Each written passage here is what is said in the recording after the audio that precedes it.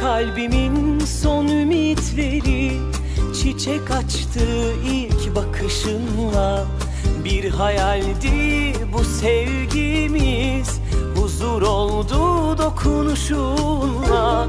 Ne yaparım ben yar sensiz, derdimi kime söylerim?